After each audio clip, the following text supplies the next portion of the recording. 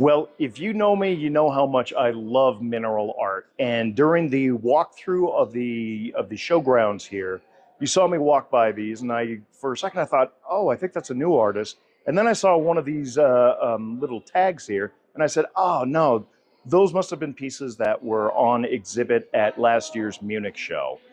And then I learned later that I was 100% incorrect. This is indeed a new artist. So we're going to meet with her right now, and she's going to share her stories behind some of these fabulous pieces of art. So, Catherine, how do you do? Hi, good to see you. Good to see you. So, ladies and gentlemen, this is Catherine Rocky, and this is her incredible artwork. And Catherine, I just told the audience that I misidentified your work.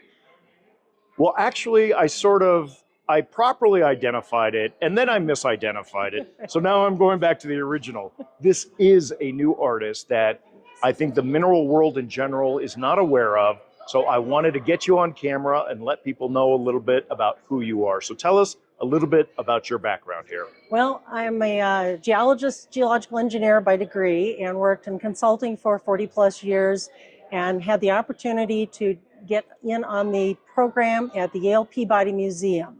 Great museum. Study scientific illustration, get some formal art training to go with the geology. Okay. So what you're seeing here, this is my certificate portfolio that I'll be submitting after the event here, and probably with a few more touch-ups from my instructors require. Okay. But I'll be sort of like getting a degree in art, but focused on scientific illustration. My love is minerals, where a lot of the people do mostly, flowers or insects. Sure, yeah. My love was minerals, and I've recently had a chance to go back and visit the Peabody just at reopening of the mineral collection. Well, they just reopened after extensive renovation, and they're actually having a grand opening event later this month. I'll be there. I wish you were going to be there. I know that you're not, but what was your reaction when you went back after they reopened? I'd never been there before. Oh, you've never been to the David Friend Hall? No. Gotcha. And then the major change, though, is when you get off the elevator, and there in the case on the wall are Dana's hammer, his book, and the first specimen ever in the collection. Okay. And that was phenomenal to see what they've added. They didn't have the gem gallery open yet. That's recently been completed. Yeah. But phenomenal to see it. I'm going to have an opportunity to paint the pieces there. That's wonderful. Looking forward to that. Fantastic. Tell us a little bit about your paintings. First of all, when was the first mineral painting that you created? It sounds like it was pretty recent. A few years ago, actually. It's my logo. It's the Boulder Opal that is in the Houston Science Museum, and it was a quick snapshot and has become my is this a picture or is this the painting? That's the painting. That's the painting. I always thought it was the picture. No, it's Good job. Thank you. And it was done in mixed media. Okay. Mixed media opens the world of pigments instead of just pure watercolor, which these all start with watercolor. With mixed media, I can avail myself to pearlescent, metallics, and actually in this kyanite, there is Daniel Smith kyanite paint. Okay. Which helps me get spot on with the kyanite color. Yeah. Now, one thing that you've done that I always love looking at works in progress.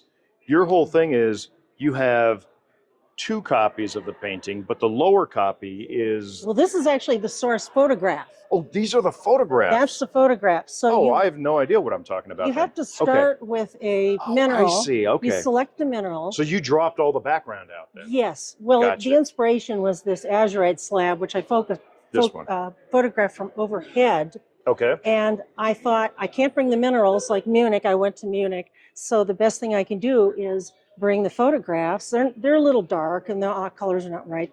Photoshop them to clean them up. Okay. But then I'm telling people what the process is. Okay, so this is the painting. That's the painting. And this is the photograph. And so you adjusted exposure a little bit here, which was what was needed. Well, I used the photographs to generate the pose, the pencil drawing. Okay. But I paint from the mineral right in front of me. Mm-hmm. So my goal is to use pigments and paints that are spot on for the color. Gotcha. So like the the green fluorite from Africa. I wanted to make sure I only had 2 paints that even were remotely that shade of green. Okay. I think it's important to get the color right because the colors are incredible. Absolutely. And panning down, this is the photograph. Right. And there's the painting.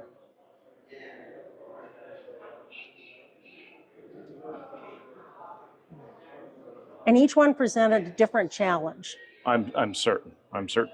Okay. Which was the most challenging of all of these and why?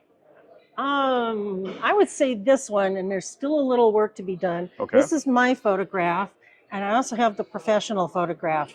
I own all these pieces. Mm-hmm.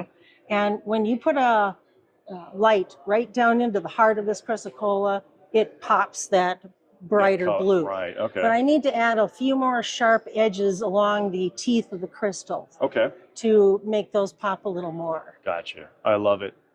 It's still a work in progress. You're still learning, and to me, that's the most exciting time. Catherine, thank you so much. Thank you. And we did a close-up of your card, so if people want to contact you, Yes. there it is. And you'll be seeing me in Tucson. Fantastic. All right. Thank you. Until then, take care. Bye.